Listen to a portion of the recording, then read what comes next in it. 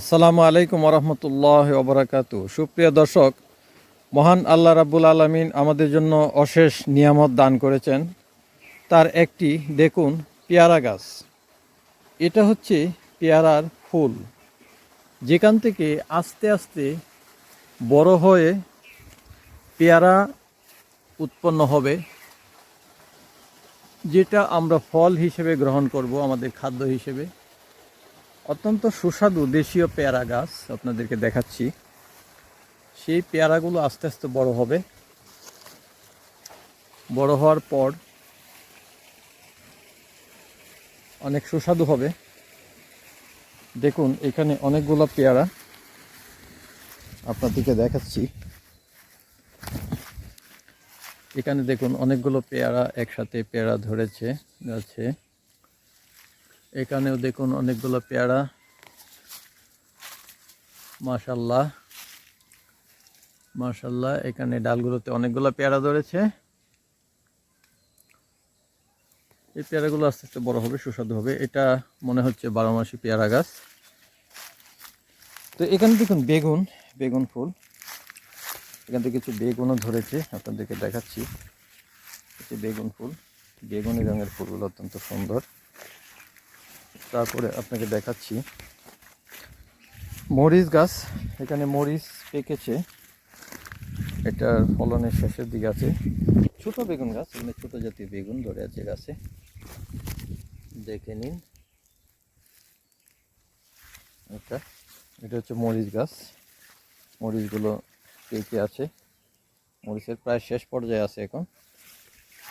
হচ্ছে বেগুন গাছ, বেগুন ধরেছে, আপনাদেরকে নিচের দিকে দেখাচ্ছি, ছোট ছোট বেগুন। তারপর এখানে আরও আপনাদেরকে দেখাবো লেবু গাছ। এটা নিজস্ব চাষ, নিজেদের পরিবারের চাহিদা মিটিয়ে কিছু হয়তো বা বিক্রি করা হয়, মূলত নিজেদের চাহিদার জন্যই। লেবু গাছ, ছোট ছোট লেবু ধরেছে ফুল থেকে। লেবু ফুলের পর কিছু লেবু গাছে ধরেছে। এগুলো দেশীয় লেবু, অত্যন্ত সুস্বাদু, আপনারা দেখতে পাচ্ছেন। তারপর আরও দেখুন হচ্ছে লেবু, কচি লেবু। যদিও এগুলোতে এখনও রস যেমন হয়নি, ছোট, কিছুদিন পর আস্তে আস্তে সেগুলো রসালো হবে। তো ছোট বেগুনগুলো পেকে গেছে। ছোট বেগুন অত্যন্ত সুস্বাদু। ছোট বেগুন, এখানে স্থানীয় ভাষায় সেটাকে আমজুরি বেগুন বলা হয়।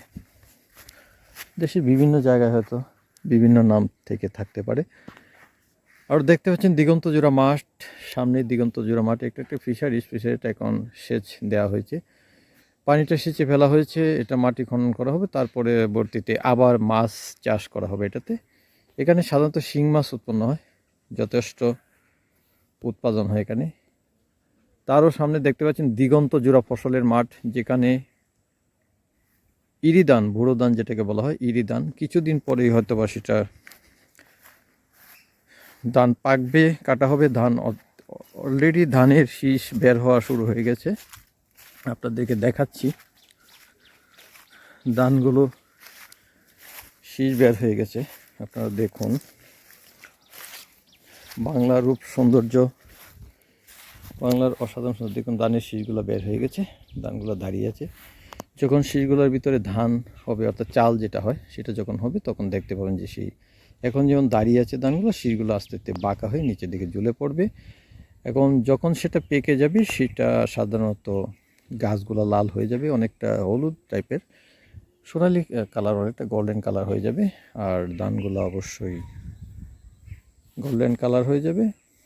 এখান থেকে আমরা যে ভাত খাই, চাল উৎপন্ন হয়, এই ধান থেকেই সাধারণত হয়। আমরা যারা গ্রামে থাকি না তারা হয়তো বা জানি না, শহরে যারা থাকি কীভাবে ধান থেকে চাল উৎপন্ন হয় সেটার প্রসেসটা আপনাদেরকে বলবো ইনশাল্লাহ পরবর্তীতে একটা ভিডিওতে।